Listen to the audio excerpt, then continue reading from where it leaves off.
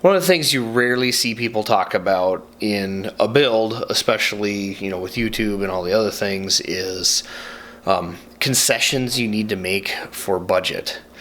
I've only recently gotten monetized, and it's a few weeks in. We're still talking beer money, basically, as far as being able to afford something from the income that YouTube makes. It's not a lot, but I got a really good example here of what I just did with valve covers. And I ended up ordering these cheapies.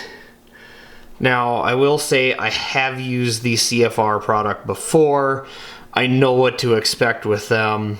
I mean, they're a perfectly functional valve cover. It sucks that they're chrome. I'd really actually prefer bare steel, but it's what I can get at a nice and low price. I would really rather be buying these. And if the budget was there, I definitely want these from PDD. That's Performance Driven Design. Pretty cool Oldsmobile guys. They're building a lot of really cool stuff in the last couple of years. Check them out if you haven't. But that stuff's way out of my price range. And while I really want to swing for these, because this is a set of valve covers I have on the other car right now, and I know I can powder coat them and make them look real cool, I just, man, having it be 8 times as expensive just to be a little bit more of a vanity item, I don't know, that's real hard to pick right now. So I went with the cheap covers, and by going with the cheap covers, I already know that I'm going to have to weld the hole shut, because I'm going to be dry sump, so I'm not going to be using that. However, the flip side is that I know that they're a tall cover, so I know it'll clear my rocker system. And because they're just steels and they're going to kind of look like crap because I welded to them, I might as well just keep welding to them, in which case I've been thinking about going coil near plug on the other car for quite a bit. I have all of the parts sitting there, so I might as well use them on this build for the tube frame chassis. And I was really kind of holding back because, like, where do I put these? Because I didn't want to put them on top of my nice valve covers in the current car and, cover up how nice that looks. Well, now if I'm going to have a crappy looking valve cover, I'm not going to care. I might as well just weld mounts right to there, and they can sit right on top of the valve cover just like they would on an LS. I mean, that's basically what I got, is a set of truck LS coils set up. And I cannot care. I can worry about making it pretty later. Which is a great segue into, there's a ton of parts that I still need for this, and I got a pretty extensive list going. I'm sure I forgot a lot of stuff. I do have a lot of parts here for it, but there's still so much that's needed to actually make this a functional car that's ready to race. And it's just a matter of collecting what I can when I can find it for a deal, or saving up and buying the parts I really want.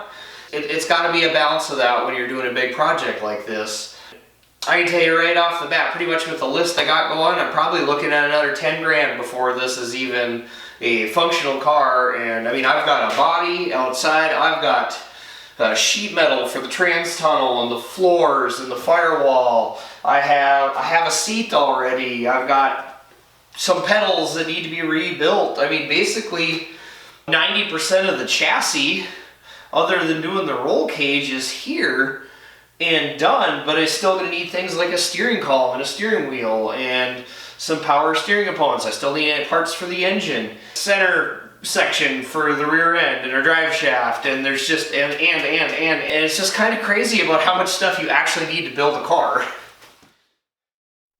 Here's just my engine list alone, and granted, we did just order valve covers, and I did just order a cam. I found one that actually happened to be similar specs to what I wanted. Basically, it got way too big of a cam when I first ran this thing. I mean, at least for being able to run the engine with any kind of longevity for the valve springs. So I found something that was a much smaller lift, smaller duration, but that'll make it better for what I actually want to use the thing for too. But, oh, and I do have rocker studs. I did find those the other day. But, I mean, I need piston rings. Piston ring set is almost $400. You know, I'm going to need a balancer. I definitely want to go with another Innovators West like I already have. It's a really nice balancer. But, again, you know, it's a $500 and some balancer. We're going to need just spark plugs, intake gasket. I mean, we're going to need more than just intake gaskets too, but I have some stuff laying around like pan gasket and different stuff like that.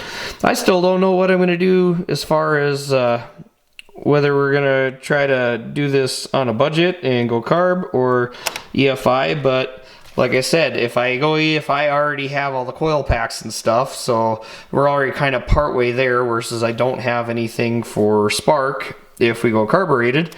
Also don't know quite yet whether or not if I do a carb, it's going to end up in the same location as the bottom of the windshield, so we still got to figure out some of that a little later down the road. You know, we're going to be dry sump, so the dry sump pump that I do have, and what I've kind of been planning around, is having one that drives off the cam, which means I'm going to need a remote water pump. But if I do a standard water pump, maybe I can drive it off of that too, because it'll still be a belt drive. So I don't know. We've got things that we need to get farther along in the project before we can figure out anyway. But then there's all of the things for the car itself. And this is probably not even a complete list. Some of it's small stuff that's not a big deal. Other stuff is a pretty big deal.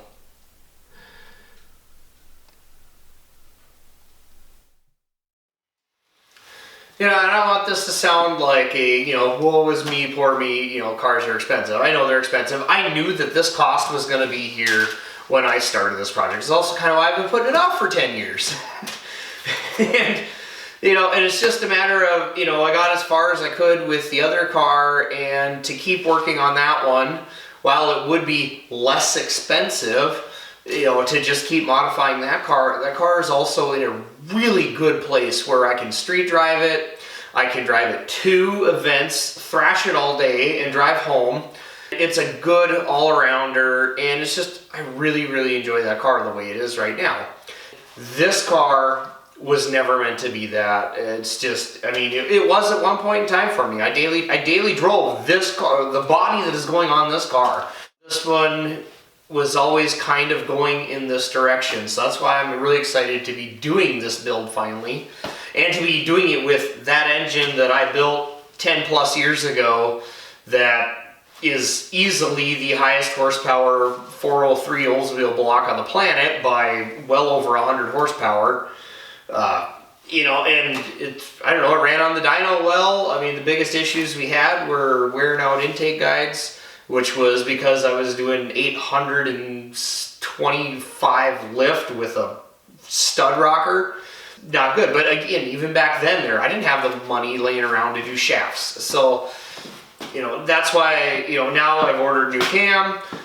It's much smaller, it's under 600 lift. We'll be able to run the stud rockers, because even again right now, like, yeah, I could have bought shafts and we could have figured out how to make it live with that big lift, but at the same time, that's hard on springs, it's hard on parts, it really shortens up the longevity of the engine, and I have no interest in changing valve springs every weekend. I don't even want to think about that kind of maintenance work, so I'd rather go with something that's going to last all season, which is why I bought a smaller cam. And hopefully the characteristics of the engine will be maintained. I don't see why they wouldn't. I put so much work into the intake manifold setup on this, and I know these headers put power everywhere on the power band, and it's just a matter of making it a good all-arounder at this point, so I can enjoy this car again also. But there's a bunch of stuff that I'm still going to need. As you can see, I do ship shopping on eBay, especially for like my used parts for dry sump stuff. Like I have a pump, I have AN lines, I have a tank. It's not a great tank. I'm probably going to need a different tank just for setting it up. It's also a fairly small tank, and I'd rather run a larger oil capacity just, again, for longevity and not having heat built up. I'm also going to need to do a hydraulic slave cylinder that's external on the 3650 transmission. There's a company out there that makes that. That's kind of just what I'm going to have to spend money on and buy that new, because their kit mounts in a nice place. It'll actually have some good distance between the header and the slave, and I can put a heat shield on there, and it'll just work with the used I got a Willwood hanging brake pedal clutch setup with the dual masters. Again, I don't know if that's quite what I use. It'd be way easier if I had a floor mount setup, but at the same time, I have this hanging one. So once the cage is in here, I'll just figure that out because it's what I have. And 40 or 50 bucks for a rebuild kit with some seals and some rubber pieces is going to be way cheaper than spending $400 or $500 on a new floor mount setup. This is just, little things here and there. I need safety items. Like I said, I need a center section for this 9-inch housing yet. Basically the only requirements is that it's 31 spline. I do want to run a gear type LSD, so that's going to be an expense, and I'm willing to pay brand new money for that because there's not a lot of options to find that stuff used. At the same time, it's like, in order to get this thing running, I might settle for buying a used Circle Track full spool setup just to get this car going. But I know I'm going to buy a new gear type differential at some point for it. And then it's, the gears as well. I know I need to be in the probably 340 on the really high end and probably no deeper than a 380 just to make the gear ratios work out nicely, especially for doing autocross. Probably ideally I'd want to be around a 350 to a 360. But again, if I find something that's close, I'll go with it just to get this thing going, especially if I'm saving quite a bit of money in the meantime. And then I can, keep looking and watching, possibly on eBay, until I find that super lightweight used NASCAR setup for basically like 200 bucks or something like that, when for sure when that thing was sold brand new it was probably 1200. I try to be on a budget with all of this stuff.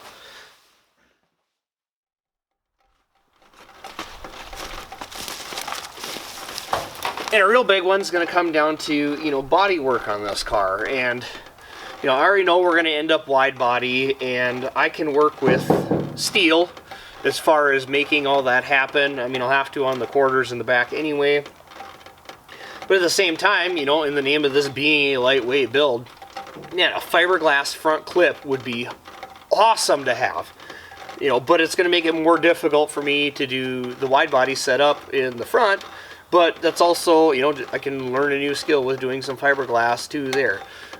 But I'm not going to go out and spend $4,000 or $5,000 buying all the fiberglass parts I can for this car because I don't have that kind of money laying around. So it's going to be a matter of working with what I have. And I've got steel fenders right now. I don't have a front nose clip. So if somebody's got one of those laying around they want to donate at me, hey, hit me up. Because, I had to steal that off to repair the other car after crashing into the wall at Watkins Glen. It's just going to be a give and take with a lot of this stuff. I might not be able to afford everything I want to do right off the bat, but I guess the point I'm trying to put here is really the goal is not building the perfect car right now. It's getting the car working so I can start enjoying it as soon as possible, and I can continue building the car after I'm being able to use it.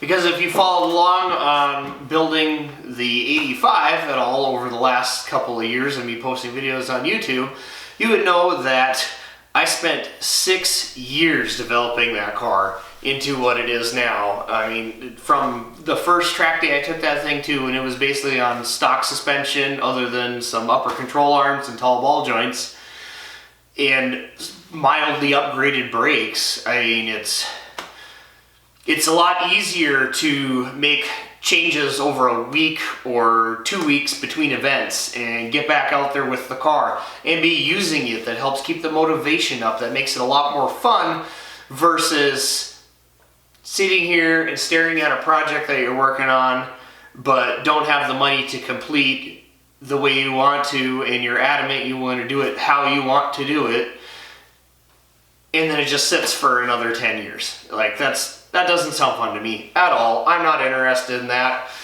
It is now, what, December 27th at the filming of this. The video will be quite a bit later coming out because I got a bunch of stuff stacked up and coming.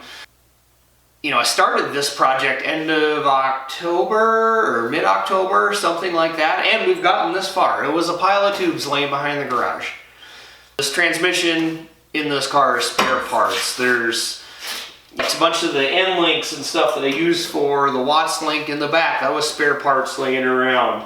The housing for the 9-inch, that was some used circle track parts that somebody had for sale like an hour and a half, 2-hour drive from here.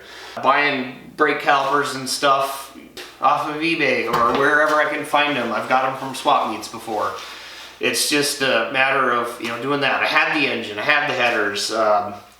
You know, I had to get exhaust stuff there. We haven't had time to put that on yet, but that'll be coming along here pretty quick. And when I started out, I was going to use the spindles and brake setup that I had off of the other car when I swapped to the tall spindle. Well, then after measuring everything out, the geometry said I needed a tall spindle setup for this just because of how low it's going to be. Okay, well, I need to do that, but I can use some of the parts, but I'm also going to save some of the parts because maybe it'd be really cool, I think, to do like a back-to-back same-day swap testing on an autocross with spindles, tall ball joints, and big brake setup.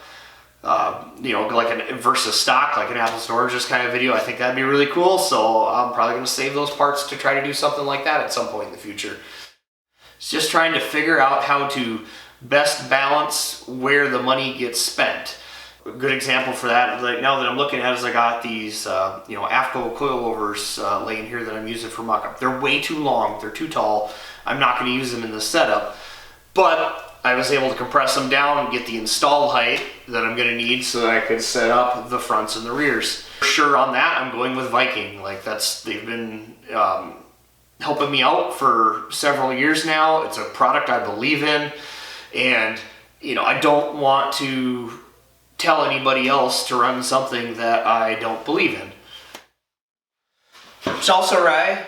Run Hawk brake pads because they've also been helping me out for a while, and I was running their stuff before they ever started helping me out, and it's a product I believe in. You know, I've tried other stuff, I've tried their stuff, it works, it was what I was happy with, that's why I was running it in the first place. It's kind of how, you know, a lot of this comes down as far as, you know, some of the partnerships that I've been working on. And you know, I don't know, I guess this is just kind of throwing it out there. Like, if you're somebody that works for a company that makes some products that maybe I want to use, or you'd like to see on this build, or know somebody of that, or, I mean, hell, like I said, everything about this is about budget or use. If you've got some parts laying around that was on my list that maybe I can use, let me know. Let's talk a little bit, because either, I mean, hell, if you're willing to donate them, or if we can work out a price on them and it's going to be something that's going to work for me, I'm all in, because I still got to get these parts one way or another. When you're doing your own project, you got to figure this stuff out. And it's not always easy. You know, like at the beginning of the video, I was, you know, talking about like valve covers. I've been staring at trying to pick out whether I was going to spend money on those valve covers for $400 for over a week now. They've just been sitting in a cart, and I've been thinking about it. This morning I got up and I'm like, all right, I am gonna buy the valve covers and that camshaft. And then I started second guessing myself again right away when I was sitting there, which is kind of how I guess we got started on the, you know, why I'm making this video in the first place. Yeah, like I just basically, if you want to look at it, I just didn't spend $350 some by buying the cheaper valve covers that, I mean, I at least know what I'm getting. If I didn't haven't used that product before, I probably wouldn't have done it. But I know I've used that product before. I know what I'm going to get, and I know exactly what kind of shape they're going to be in, and that I pretty much need to not care about how perfect they are. But now I have that $350 that I didn't spend, or rather $350 maybe I didn't have anyway, however you want to look at it.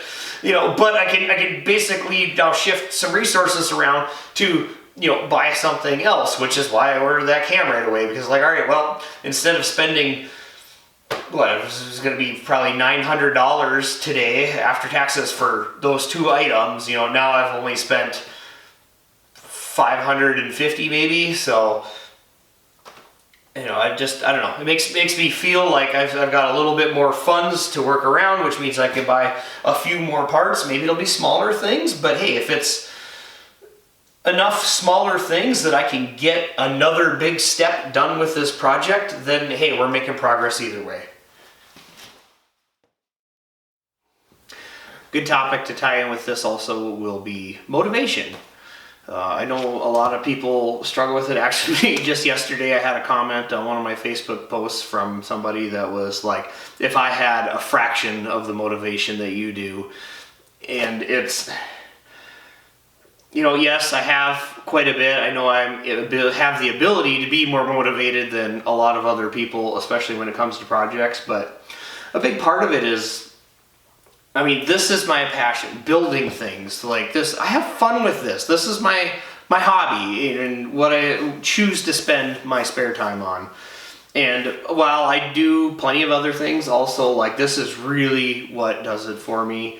And just being able to use my creativity, engage with building something with my hands and doing what other people, maybe think is not worth the effort.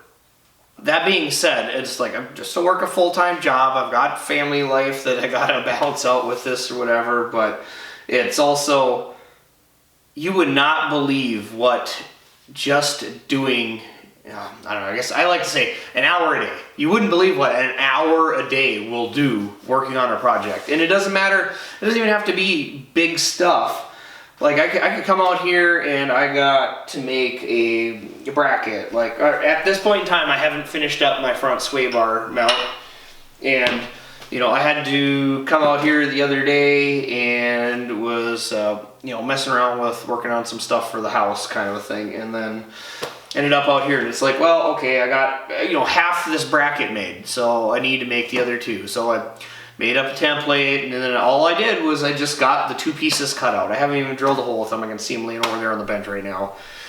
Later today when I get a little bit of motivation in me, I'll probably come out here and finish that project, because all I got to do is basically drill a hole, and then I can tack weld them on, make sure everything fits there, and then these lower control arms got to come off and they got to get fully welded. Like, it's not even that daunting of a task. It's just I got to a point where I'm like, I'm done. So I went in the house and did something else, for a while. But also, I work 4/10s, so I get Fridays to do this too, which is sweet. But I also spend a lot of time out here on Saturdays and Sundays also. And if I was still on a 5-day work week, like I was when I was the majority of building the other car that's out in the storage right now, that was, get done with work and I'd come home and I'd be able to, just go out to the garage for an hour. And sometimes I might have been only out there 10 minutes. But I just okay, even if it was, I'm going to make this little bracket to mount this one thing, it was something that I could cross off the list and it felt like I accomplished something for the day. I would recommend not doing is getting sucked into going out and then just staring at something and be, whoa, daunting task. No, look at some little thing that you can get done, because every little bit is progress. And some days that progress might be just cleaning the garage. I've certainly had that after 2 or 3 days straight of thrashing on the car, and I get to a Sunday afternoon and I'm done. I don't want it anymore.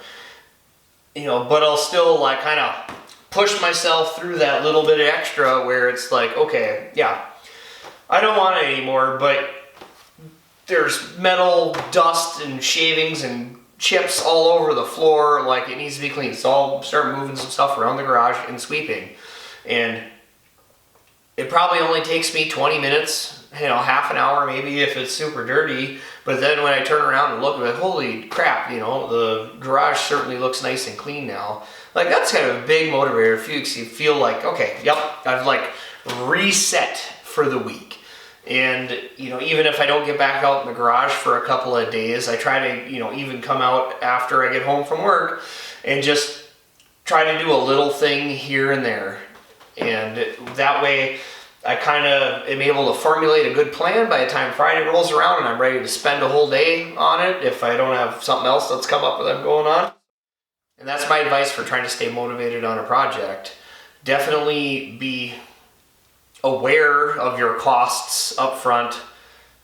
Don't try to fool yourself into thinking that any of this stuff is, cheap or easy to do. I mean, it doesn't matter. There's certain parts you can get that might be cheaper, but there's certain parts you definitely should be spending the money on. You gotta work out what that balance is for you and your project. At the same time, you can think about your time is a budget also. You got the monetary budget of the parts and the costs that go into a build, but also your time is a budget. You're budgeting the time you need to do that build.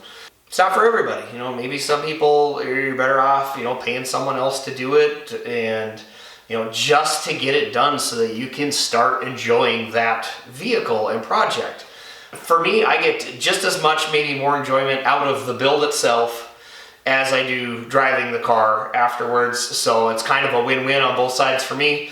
But that's also, I know I have an incredible amount of fun, driving and beating the hell out of the car. Which is why for me, my big push is to get this thing to where I can drive it. And I can worry about finishing the build later down the road after it's a usable car.